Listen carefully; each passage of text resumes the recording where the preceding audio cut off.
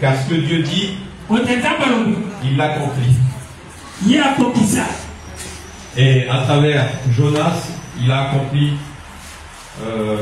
de sauver Ninive. Et à travers ça, on voit l'amour de Dieu. Pour Ninive et pour Jonas. Car dans les Écritures, on peut reprendre. Donc c'est dans Jonas. Jonas.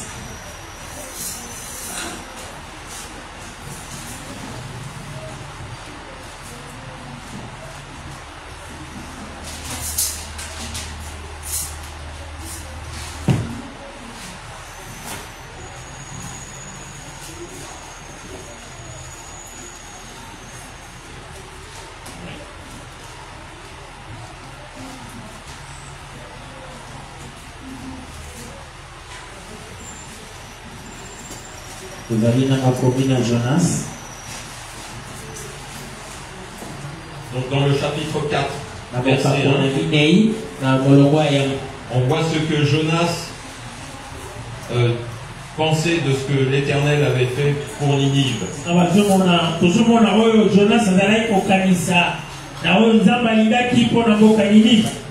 Donc je vais lire. Je lis au nom du Seigneur.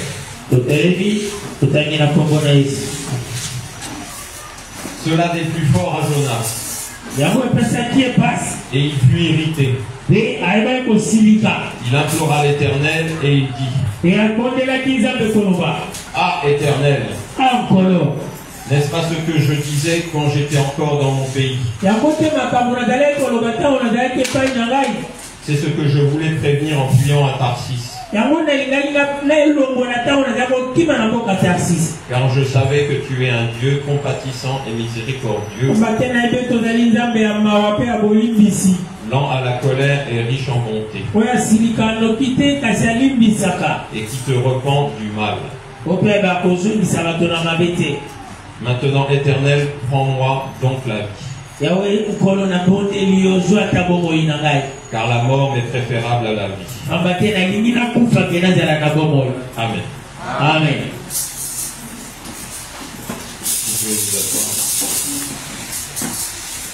Donc là, on voit l'attitude de Jonas. Comme le pasteur Patrick nous avait montré, que Dieu est amour. Quand on se repent, quand on change de direction, comme les habitants de Ninive avaient décidé de faire. Ensuite, le jeudi, avec la sœur Sandrine, elle nous avait parlé à travers le Saint-Esprit que quand on est en Christ, toutes choses sont devenues nouvelles.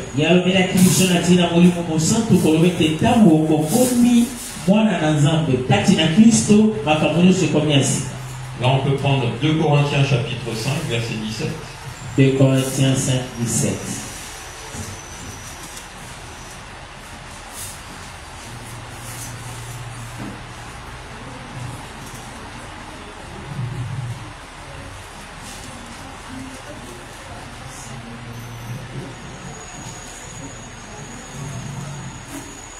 Donc je vais lire.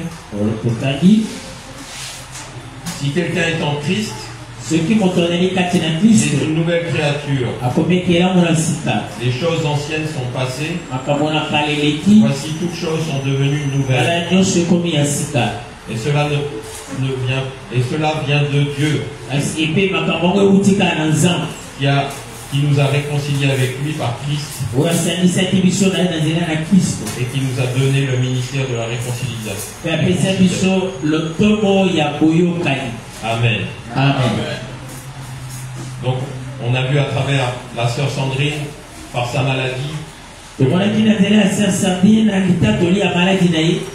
qu'elle était découragée et qu'elle devait avoir un cœur à cœur avec Dieu. Et c'est ce que Dieu nous demande, d'avoir un cœur à cœur avec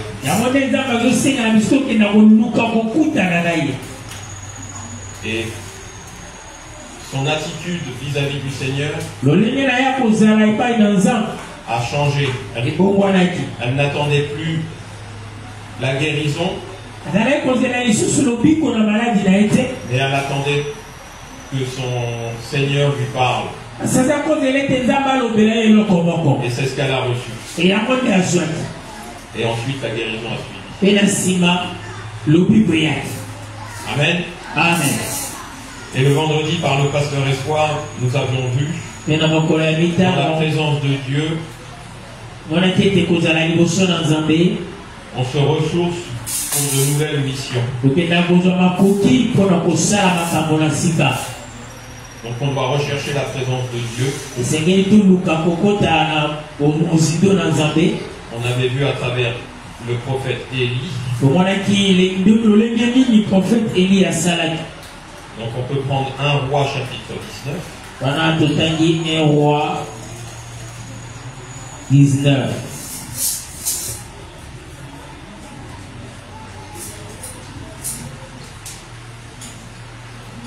Verset 3.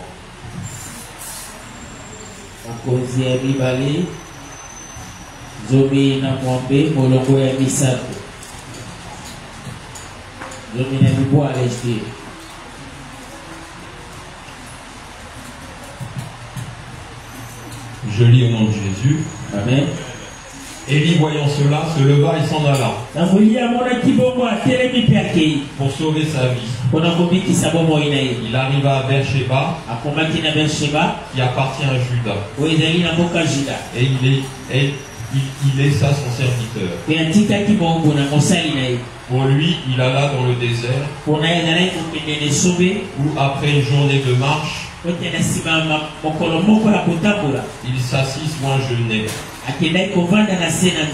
et demanda la mort en disant: c'est assez. Maintenant, Éternel, prends mon âme, car je ne suis pas meilleur que mes pères. Amen. Amen. Donc là, on avait vu également qu'à travers le prophète Élie, tous les miracles que Dieu avait accomplis à travers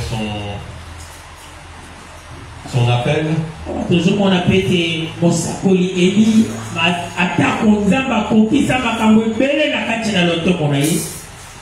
eh bien, il s'était découragé, il avait perdu la foi. Et Dieu l'a renouvelé. Il a pu manger un gâteau. Et c'était une nourriture spirituelle qui lui a permis de marcher dans le désert. Et Dieu, à travers tout cela, on a vu encore que Dieu est amour. Il n'a pas condamné, il n'a pas jugé. Ni Jonas, ni Élie.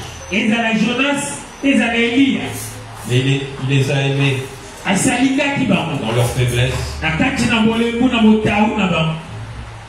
Et ce que Dieu attend de nous,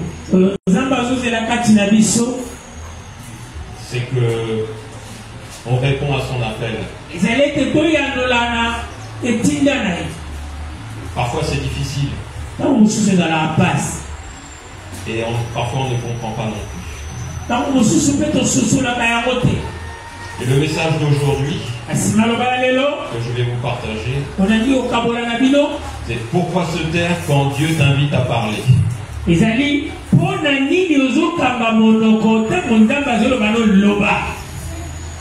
Alors moi dans ma vie, j'ai souvent voulu me taire.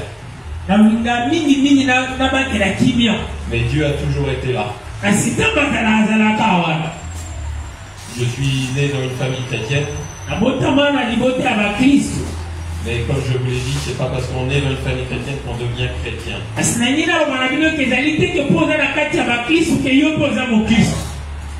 Mais je savais que Dieu existait.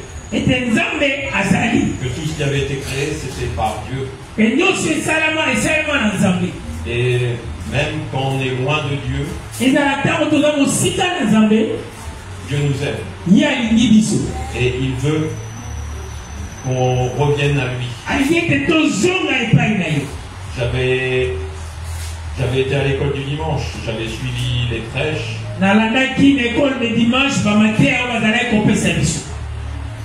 Mais parfois la voix du monde est plus forte.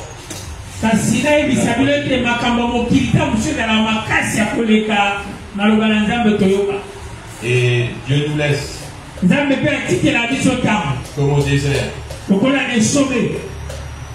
Mais il est toujours présent. Il veille sur nous. Je sais que à travers mes parents, à travers mes grands-parents, à travers leurs prières, Dieu nous a gardés. Moi et mes frères. Aujourd'hui, j'ai un frère aux États-Unis, Ruben. Il est béni. J'ai un frère Jonathan, mon aîné, qui est en France. Lui n'est pas au Seigneur, mais je sais que le Seigneur agit dans sa vie. Parce que mes parents prient pour lui. Et Dieu n'a pas fini avec lui. Et aujourd'hui, donc le titre de mon message, c'était donc pourquoi se taire quand Dieu t'invite à parler.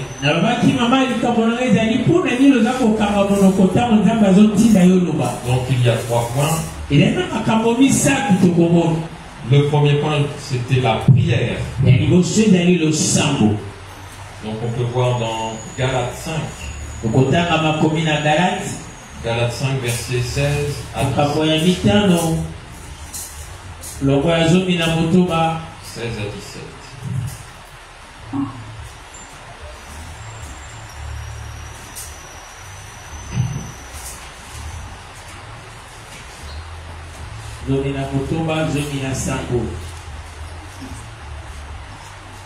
Je lis au nom de Jésus. Amen. Je dis donc, marchez selon l'esprit et vous n'accomplirez pas les désirs de la chair. Car la chair a des désirs contraires à ceux de l'esprit. Et l'esprit en a de contraires à ceux de la chair. Ils sont opposés entre eux. Afin que vous ne fassiez point ce que vous voudriez. Si vous êtes conduit par l'esprit, vous n'êtes point sous la loi. Amen. Amen. Donc on voit là que parler, amener le message de Dieu. On peut, à travers nos vies, que ce soit au travail, à travers nos contemporains,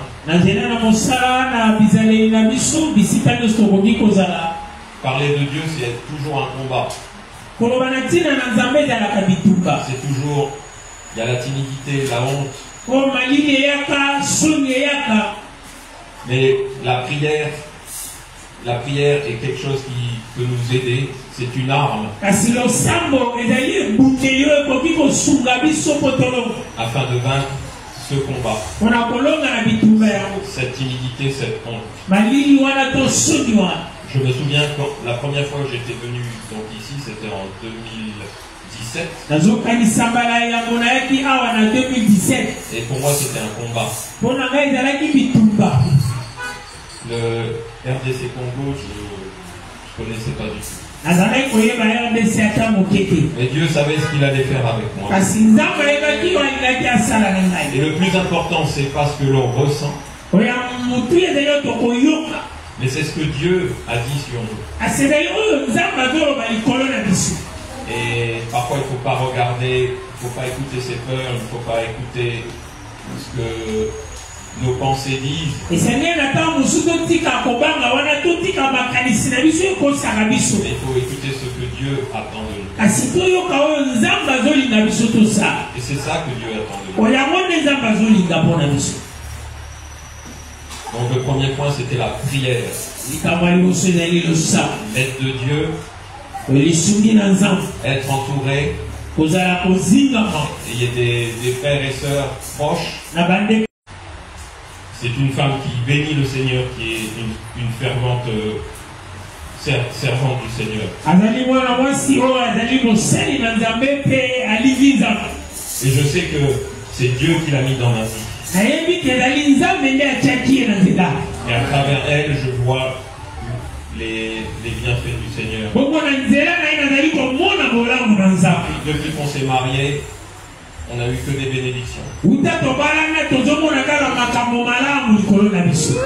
nous a bénis. Et c'est par ces petites choses que c'est les clins d'œil de Dieu. On a pu acheter une maison. Le bébé est arrivé. Alléluia. J'ai changé de service au travail. Dieu nous bénit. Mais il faut qu'on lui reste fidèle. Et les combats chair, esprit, il y a toujours un combat. Mais Dieu est toujours là pour nous aider. Amen. Amen. Mon deuxième point, c'était la direction.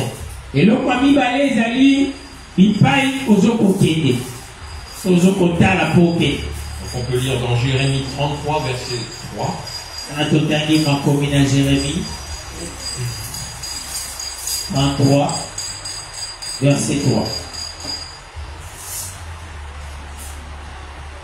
33, verset 3. Je lis au nom de Jésus. Amen. Amen. Invoque-moi et je te répondrai. Je t'annoncerai de grandes choses. Des choses cachées que tu ne connais pas. Il faut avoir une bonne direction du Seigneur. Parfois on pense que le Seigneur nous a parlé. Mais c'est nos pensées. On pense que ça vient du Seigneur. C'est pour ça qu'il faut être bien entouré. Afin d'être bien conseillé. D'avoir une bonne direction. On a vu à travers Jonas, à travers Élie. À un moment de leur pèlerinage, ils avaient pris une mauvaise direction. Mais Dieu, dans son amour, les a ramenés. Et c'est tout ça que aujourd'hui je voulais vous faire partager, que Dieu est amour. Il aime son serviteur. Même s'il est défaillant. Quand il se repent, Dieu est avec lui. Le troisième point, c'était l'obéissance. L'obéissance, faire la volonté de Dieu. Donc c'est comme un papa, moi avec ma petite fille, j'attends qu'elle m'obéisse.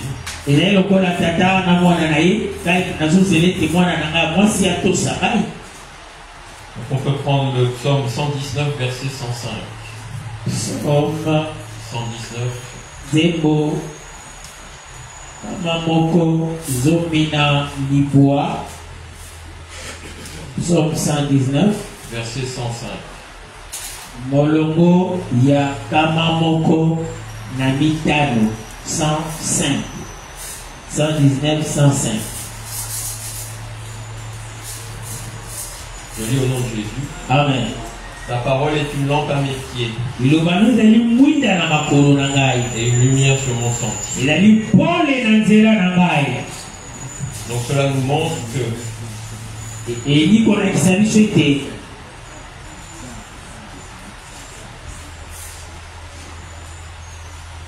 il faut suivre la parole de Dieu.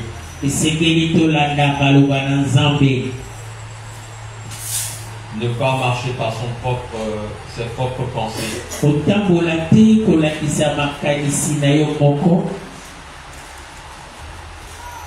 Et c'est vrai que la parole de Dieu, ça doit être la principale source de nos vies.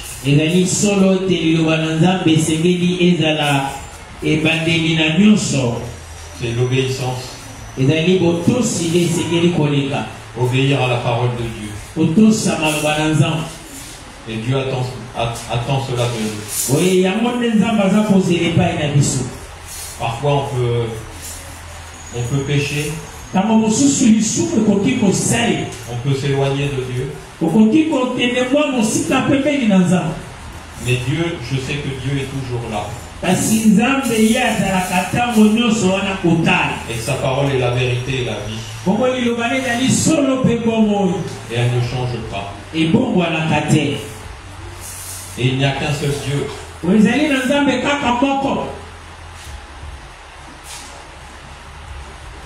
Cette Bible, je l'ai reçue quand j'avais 6 ans. Elle a passé pas mal d'années dans les placards. Mais je l'ai retrouvée. J'avais peut-être 35 ans. Et j'avais collé un autocollant Dieu te cherche.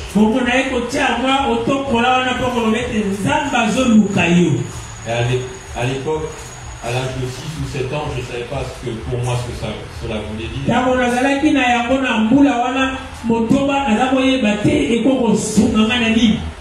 Et Dieu attendait déjà que je m'approche de lui. C'est pour ça que je vous dis, Dieu, le Dieu que l'on sert, le Dieu du havre de paix, est un Dieu d'amour et qui reste fidèle. Malgré nos défaillances, il est là. Alors je voulais vous encourager, le havre de paix, à garder la foi dans notre Seigneur Jésus, qui reste fidèle, qui ne change pas. Lui qui n'a pas condamné Élie, qui n'a pas condamné Jonas, mais au contraire, qui les a bénis dans son ciel de gloire. Soyez bénis. Amen.